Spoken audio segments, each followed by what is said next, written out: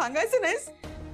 मला काही न कळत असं लग्न करून आली आहेस, आम्हाला शॉक बसणार नाही का? म्हणून बाबा बोल. म्हणजे तुमच्या मनासारखं केलं तरी तुम्ही मला बोलणार, तुमच्या मनासारखं नाही केलं तरी बोलणार तुम्ही. मग मी करायचं काय? मला नाही राहायचं या घरात. इरा इरा इरा ऐक, असं नको करूस. लग्न करून आली आहेस ना, मला ओवाळू दे, तुला तुझी होटी भरू दे. असं राग डोक्यात घालून नाही जायचं. थांब थांब थांब. नाही नाही, मला अजिबात थांबायचं नाहीये इकडे. इरा इरा ऐक ना, इरा थोडा वेळ थांब. अगं ताई येते, थोडा वेळ थांब. ताई येते? ती काय येते? हा, तू लगेचच सांगितलं असशील ना तिला. अगं काय करत होती तिला सांगायची? इरा इरा बहीण आहे ती तुझी. मला वाटलं आम्हाला नाही, किमान बहिणीला सांगितलं असशील, तू तिलाही नाही सांगितलंस. मी तिला का सांगेन? हा, मी तिला का सांगेन यातलं काही? हे तू मला सांगाई, ती एकदा तरी माझ्याशी बहिणीसारखं वागलीये? नाही. आणि आता बघ, ती जेव्हा इथे येईल ना, तेव्हा ती मला समजून घ्यायच्या भानगडीत पडणारच नाही. सरळ येऊन लेक्चर द्यायला सुरू करेल. नेहमीच आहे तिचं. मला इथे थांबायचं नाहीये. आदिपती, अहो काय काय झालंय? कुठं चाललंय एवढ्या गडबडीत? हो जरा जाऊन येतो बाहेर, गडबड आहे जरा. अहो पण काय झालंय काय? हा, आणि सुनबाईच्या चेहऱ्यावर एवढे 12 का वाजलेत? काय झालंय नेमकं? टेन्शन आहे का काय?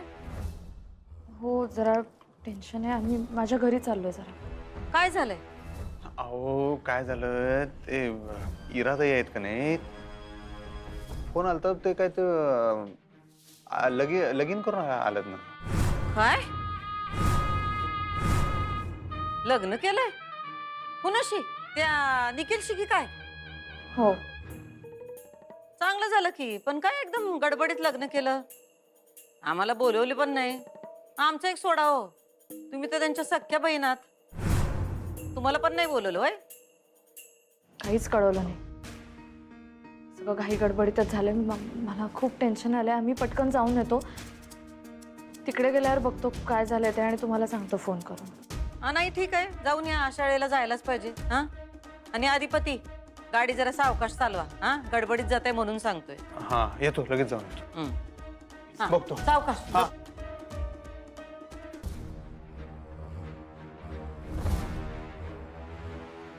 हिराबाईंनी लग्न केलं त्या टोनग्याशी. बाकीच्यांचं राहू द्या, पण आम्हाला बी नाही सांगितलं. एवढी काही घाई झालती त्यासनी कुणास ठाऊक.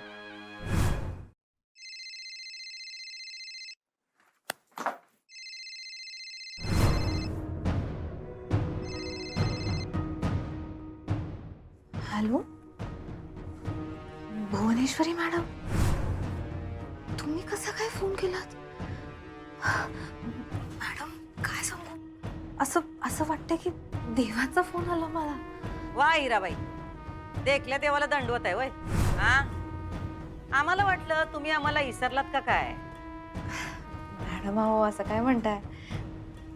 तुम्हाला कसं विसरेन मी? आणि खरं सांगायचं तर तुम्हाला विसरून चालेल का? आपण मग लग्न केलं तर आमची आठवण नाही आली तुम्हाला? तुम्हाला कळालं? कळलं म्हणजे आमच्यापासून काय बी लपून राहत नाही.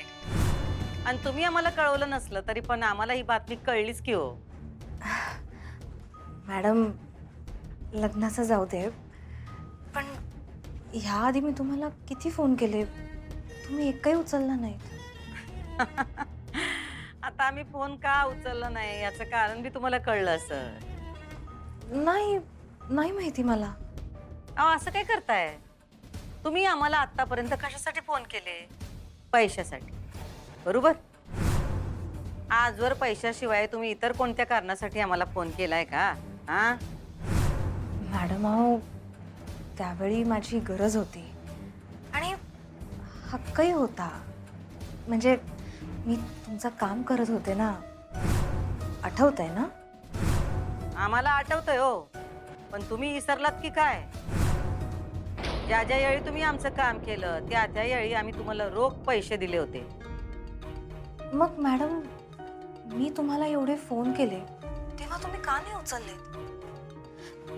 बरं जाऊ दे, तो विषय नको. कारण ऑनेस्टली मॅडम तुम्ही माझ्यापेक्षा वयाने अनुभवाने मानाने खूप मोठे आहात आणि तुमच्याशी लढण्याची किंवा वाद घालण्याची माझी पात्रता नक्कीच नाहीये. हा शाबास शाबास. उशिरा का होईना पण ही गोष्ट तुमच्या ध्यानात आली तर बाय द वे मॅडम, मी तुमच्या बरोबर एक ॲग्रीमेंट केलं होतं, ते तुम्ही नाही पाळलं. का पाळायचं आम्ही? ऍग्रीमेंट दोघांमध्ये असतंय. एकाने शब्द पाळला तरच दुसरा पाळतोय का नाही. मग तुम्ही आमचा शब्द पाळला नाही, मग आम्ही का पाळायचा?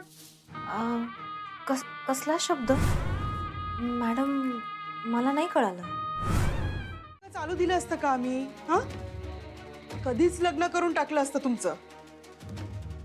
तुमची सारखी भांडणं होत होती एकमेकांशी. लग्नाबद्दल विचारलं तर काहीच बोलत नव्हते अगं हे. अगं आई, पण अगं तुला कळायला नको का? आम्ही नाही म्हणतोय तर काहीतरी कारण असेल आमचं. काही प्रॉब्लेम असू शकतात ना ग. पण मग तेच विचारत होते ना मी. काय प्रॉब्लेम आहे ते सांगितल्याशिवाय कसं कळेल आम्हाला इरा? तू सांगायलाच तयार नव्हतीस इरा. बरं ठीक आहे आई, जाऊ दे. आता जे झालं ते झालं. ह्या वादाला तर काहीच अर्थ नाही. जे व्हायचंय ते झालंय ऑलरेडी. आमचं काही बोलायला नको. आता आपण पुढे जाऊ. आता निखिल आपल्या कुटुंबाचा भाग झाला. आपण असा विचार करूया की आपली फॅमिली अजून मोठी झाली.